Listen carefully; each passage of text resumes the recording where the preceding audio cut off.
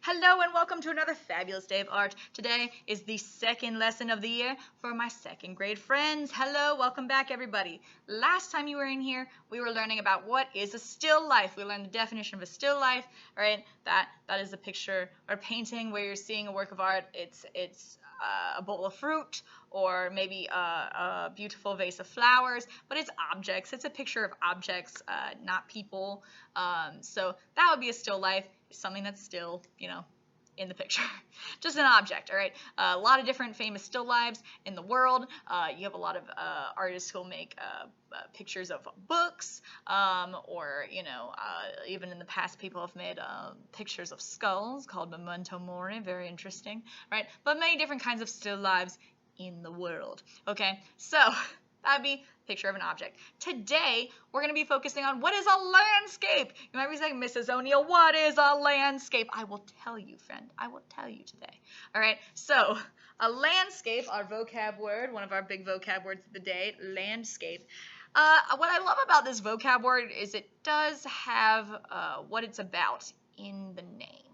I love that it says land right here because that'll tell you what it's about. It's a picture, bam, of land. So this beautiful painting that somebody has made of mountains and trees. They've got like a nice river there. This is a landscape, right? A picture of land.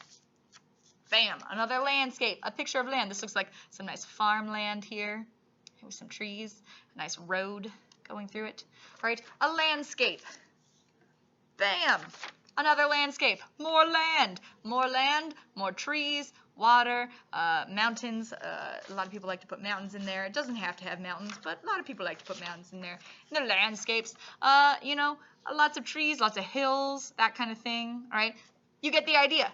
That's a landscape, a picture of land, all right? So today we're going to be making a landscape together. Yay! All right, so first things first, you need a paper and a pencil. Go ahead, go find a paper.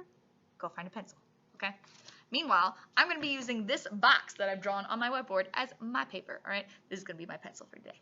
So, to get started, all right, how I like to usually get started on our landscape, all right, I'm going to start by drawing a tree, okay? Yes, a tree. I'm going to show you my neat trick for how to do a big kid tree, okay? So, I start here at the front of the picture, okay? And I'm going to go up and up, 2 lines up, okay, 2 lines up. Don't go all the way to the top of the picture, but just go a little ways on the picture, 2 lines up. All right, next, I'm going to go ahead and draw triangle, triangle. Go ahead and do that. So look, it looks like I put 2 triangles together. Triangle, triangle, all right? For the tree branches, more tree branches coming off of it, I'm going to draw more triangles. I'm going to start here and make a triangle going this way, maybe a triangle going that way, right? Tree branches. I'm going to erase what I can't see. So I'm like, I don't need this line anymore that's cutting through. I'm going to erase that. Awesome. All right. I always like to keep it simple with the tops of the tree. I just do the same shape that we do for the cloud, all right? So I'm going to go ahead and go around. That's another nice organic shape there. All right, that's the top of my tree. Boop. We're doing this part right here. All right, I even like to add a little circle, a little hole in the tree. There's some animals are in there. There you go. That's my nice big tree. Now this tree is very big because it's in the front, and here's where we start adding more vocabulary words. Are you ready? Yes, you are. All right, so this tree is very big. These trees are very small. What is the difference, Mrs. O'Neill? Well, the difference is distance, friends. All right, so how far away the tree is from you where you're looking. All right, so this tree, do you think this is closer to us or farther back? Yeah, this tree is closer to us, all right, because it's very big. Do you think these trees back here are closer to us or farther back? Yeah, these trees are farther back. They're a little farther away. That's why they're smaller. They're smaller in size, okay? So that's one of our big vocab words today is foreground. Foreground is everything in the front, all right? So everything in the front of the picture is the foreground. Everything that's in the back of the picture, all right, so farther away, that's going to be called the background. You've heard that word before. So the background, everything in the back, foreground, everything in the front, okay? So things in the front are going to look larger. Things in the back are going to look teeny, tiny, teeny, tiny. Okay, so I'm going to go ahead and draw a line here from a first kind of hill. It doesn't have to be straight. It can be kind of bumpy because it's hills. All right, I'm going to go ahead and draw another line back here, kind of bumpy, back here. All right, so that's kind of separating. This is the front, this is the foreground, this is getting kind of farther in the back, right? All right, so next, what I'm going to do is I'm going to go ahead and I'm going to make some mountains back here in my background. So I'm going to go up and down, nice big triangles. Another one up and down. I'm even going to put one in the middle. I'm going to put like a smaller one in the middle, up and down. Maybe that one's farther back, so it looks a little smaller, okay? Sometimes people like to add like that squiggly line, you know, for the snow on top of the mountains. Sometimes you like to do that, so you can add that if you want to. I even had kids in the past who really begged me to be able to turn these when they're coloring, turn them into volcanoes. If you, instead of doing like gray or brown and white, you could always do brown and then red and then turn them into volcanoes. That's fine with me. All right, you're still getting the concept of a landscape, so there you go. Next, we're going to make birds. The birds are in the background, so are they big or small? They're teeny tiny. They're small. You're right. All right, so I'm going to go ahead and draw little letter M's in the sky. The birds are far away. I'm going to draw a circle in the sky for the sun. Yes. All right. For my trees, okay, for my trees that are back here, I'm going to draw them smaller, okay? So they're there. It's the same thing as here, but I'm just going to make them smaller, all right? I'm not going to have as much detail in them because they're farther away, so I might not be able to see the little hole in the tree for the animals to live in. But go ahead and draw two lines up and then little triangles coming off of it. All right, two lines up, little triangles coming off of it. Practice that a few times.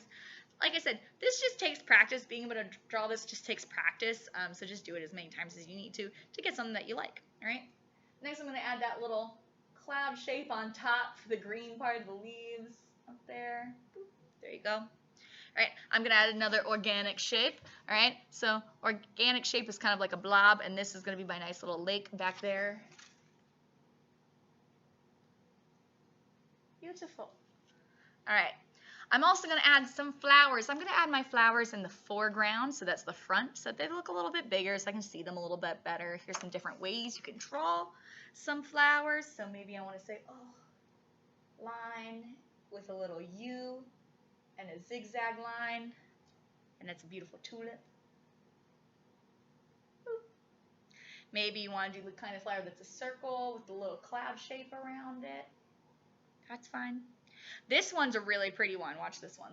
You can draw a line like this coming out.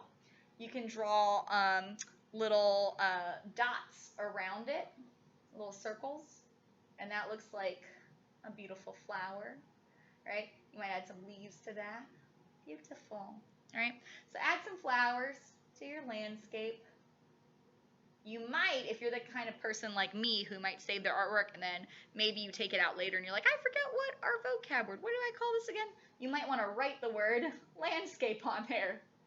That way you can always see it and say, oh yeah, I made a landscape. Bam. All right, so draw that. Normally when we do this, I miss you guys so much. Normally when we do this, I give you some crayons and we kind of color in the trees, we color in the mountains, we color in the flowers and the sun, and we trace over the birds. And then I give you paint for the grass and the sky, and I like seeing how excited you get because, you know, even if you mess up and you accidentally go on top of your tree or your mountains, it just wipes off because the wax kind of protects your paper from that paint. So that's normally how we color it in, but honestly, guys, use whatever you got. Whatever you got at home. You got gel pens at home? Use that. You got markers, you got crayons, you got colored pencils, paint, whatever you've got works, okay? Whatever you've got to color in your beautiful landscape. All right, so remember, if your landscape is one that you want to turn into me, don't forget when you're making it at home to use your vocab word. So say, you can tell whoever's at home, I am making a landscape. This is the foreground. Everything is big up here. This is the background. Everything is tiny back here. All right. But take a picture of it. You can send it to me through Remind, or you can send it to my email address. You can also upload it to Seesaw if you know how to work Seesaw, and you can add your picture of that up there. All right. But that's just a way that if you want to turn it in as one of your 3 projects that are due by October 15th, you can do that. All right. So go ahead, check that out, and I would love to see it. If you want to turn this project into me, I would love to see it. Let me check it out. And I hope you guys had fun learning about landscapes, adding some happy little trees to your picture. Shout out to Bob Ross. And have a wonderful rest of your week. Take care. Bye. See you next week.